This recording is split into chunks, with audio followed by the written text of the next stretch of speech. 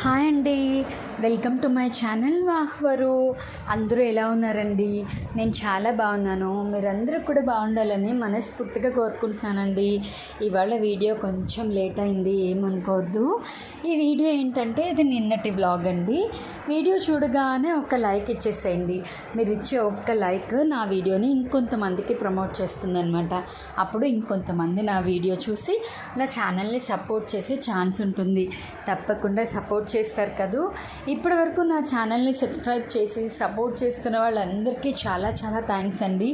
మీ అందరి సపోర్ట్ వల్లే నా ఛానల్ ముందుకెళ్తోంది. ఇలాగే ఇంకా సపోర్ట్ చేస్తారని కోరుకుంటున్నాను. ఇంకా ఎవరైనా నా ఛానల్ సబ్స్క్రైబ్ చేసుకోకపోతే ఒక్కసారి మీరు కూడా వెళ్ళి నా వీడియోస్ చూసి మీకు నచ్చితే కనుక మీరు కూడా చక్కచక్క నా ఛానల్ని సబ్స్క్రైబ్ చేసేసుకోండి. అలాగే వీడియోకి లైక్ ఇవ్వడం, షేర్ చేయడం, కామెంట్ చేయడం అస్సలు మర్చిపోవద్దు, ఓకేనా? మార్నింగ్ లేవగానే ఇంకా పాలు స్టవ్ మీద పెట్టేశానండి. ఫస్ట్ డే ఇదే కదా స్టార్ట్ అయ్యేది. డేలో ఫస్ట్ పని ఇదే ఉంటుంది అందరికీ. తర్వాత ఇంకా మా వారికి ఛాయ్ పెట్టానన్నమాట. ఆయనకి ఛాయ్ మరిగేలోపు నేను ఏం చేస్తానంటే, వేడిగానే ఉంటాయి కదా పాలు, వెంటనే నాకు కాఫీ కూడా కలుపుకుంటూ ఉంటాను పక్కన. ఇంకా మా ఇద్దరికి, ఆయనకి ఛాయ్, నాకు కాఫీ రెడీ అండి. ఎవ్రీడే దేవుడి పాటలు వింటామన్నమాట. కొన్ని సాంగ్స్ అని ఉంటాయి, కొన్ని దేవుడి పాటలు ఎవ్రీడే అవి అయ్యేదాకా అలా పాటలు అవుతూనే ఉంటాయండి. మేము పని చేసుకుంటూ ఉంటాము. మళ్ళీ పాజిటివ్గా ఉంటుంది ఇంట్లో వైబ్. మీరు కూడా ట్రై చేయండి, ఎంత ప్రశాంతంగా ఉంటుందో. మా వారు దీపారాధన అయితే చేసేసారండి. దీపారాధన చేశాక ఆ ధూపం స్మెల్ ఇల్లంతా భలే ఉంటుందన్నమాట. చాలా బాగుంటుంది ఆ వైబ్. హెల్తీగా కూడా ఉంటుంది ఫ్యామిలీ అంతా. సో ఇంకా రైస్ కూడా కడిగి పెట్టేశాను. తర్వాత పప్పు కూడా పెట్టేశానండి. రైస్ కుక్కర్లో పెట్టేస్తానమాట. రైస్ చెప్పాను కదా ఆల్రెడీ మాది పీజీ అని. అయితే ఒక విషయం చెప్పాలండి, నిన్న పొద్దున డబల్ వర్క్ అయిందనమాట. పప్పు పెట్టేశాను, ఏదో మర్చిపోయాను, ఏదో పనిలో ఏం చేస్తున్నానో అర్థం కాలేదు. ఏదో బట్టలు ఉతుకుతున్నాను, ఏదో అప్పుడు మళ్ళీ పప్పుని మార్చి వేరే బాండీలో వేసి చేయాల్సి వచ్చింది. డబల్ వర్క్ అయిందండి. చేసిన పని మళ్ళీ చేయాలి అంటే భలే అనిపిస్తుంది కదా, చిరాగ్గా ఉంటుంది. బట్ తప్పదు కదా. ఇంకా నయం పప్పు అంతా మాడిపోలేదు, అడుగంటింది అంతే. ఇంకా లంచ్ అయిపోయిందండి, తినేసాం. మా వారు కూడా వెళ్ళిపోయారు. బుడ్డదానికి ఇక్కడ అమ్మగాడికి మున్నగాడు మామిడిపండు తినిపిస్తుందన్నమాట. దాని వేషాలు చూడండి, దానికి తినడం వచ్చు, అయినా కూడా అక్క నువ్వు తినిపించు, అమ్మ నువ్వు తినిపించు అంటుంది. ఇక్కడ అమ్మ, ఇది ఈవినింగ్ అండి, అమ్మ పిల్లలకి జడ వేస్తుందనమాట. నూనె అది రాసి ఎంత ఓపికగా చేస్తుందోనండి మా అమ్మ. ఇంత వయసు వచ్చినా కూడా మా చెట్టుకి కనకాంబరాలు పూస్తాయన్నమాట. నాకైతే పువ్వులు కట్టడం రాదండి. మా అమ్మ నేర్చుకోమనేది కానీ రాదు. నా పెళ్ళైన కొత్తలో కూడా మా అత్తయ్య గారే పువ్వులు కట్టించేవారు. నాకు పువ్వులు అంటే ఇష్టమని ఆవిడ గుడికి వెళ్ళేటప్పుడు నాకు పువ్వులు కట్టించి వెళ్ళేవారు. ఇక నేర్చుకోలేదు నేను. సూదికి గుచ్చి కూడా ఎప్పుడు రాదు నాకు. అయితే అమ్మ మాత్రం ఓపికగా జడది వేసి, అవి మా చెట్టు కనకాంబరాలండి. ఈసారి ప్లాంట్స్ టూర్ చేసినప్పుడు అవన్నీ చెప్తాను. అయితే ఎంత చక్కగా కడుతుందో తెలుసా మా అమ్మ పూలమాల, భలే ఉంటుంది. అయితే మా పెద్ద పాపది అదే చూపిస్తున్నాను, ఎంత బాగా కట్టిందో చూడండి జడకని.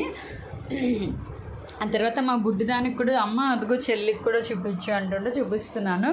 మా అమ్మగాడికి కూడా చూడండి, వాడు బుల్లి పిల్లకక అంత పెద్ద దండ కావాలంటాడు. ఎప్పుడు పెద్ద దండ కావాలంటారు ఇద్దరు పిల్లలకి, అంతే కదా. అలా పొడుగ్గా ఉంటే చిన్నప్పుడు నాకు అలాగే ఉండేదండి.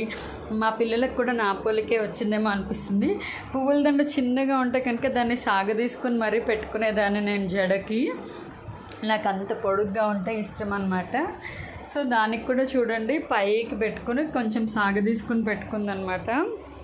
మా పాప జుట్టు కూడా ఎదుగుతోంది, ఇంకా కొంచెం ఎదగాలి. బట్ ట్రై చేసిన. నూనె రాయించుకోవడానికి ఎంత పేచి పెడుతుందోనండి మా చిన్నది. పెద్దదైతే పర్వాలేదు కానీ అమ్మగాడు నూనె రాస్తానంటే పారిపోతుందనమాట. మా సహస్ర ఇక్కడ చెప్తోంది, చిన్న బొట్టు పెట్టుకుందనమాట. స్టిక్కర్ ఆ తల్లి అంటే, కాదమ్మా టూత్పిక్తో పెట్టుకున్నాను, తిలకం సిస్సాకి ఇట్లా పెట్టుకున్నాను అని చెప్తోంది.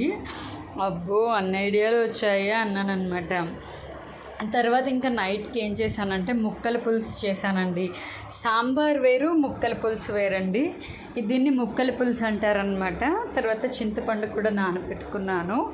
ఇంకా నైట్కి ఆనపకాయ పప్పు కూర. మీకు తెలిసే ఉంటుందేమో, ఎవరికైనా తెలుస్తుందో లేదో, ఎవరికైనా తెలుసుంటే కామెంట్ చేయండి. సొరకాయ పప్పు కూర, ఆనపకాయ పప్పు కూర పొడి పొడిగా చేస్తామన్నమాట. అట్లా చేశాను.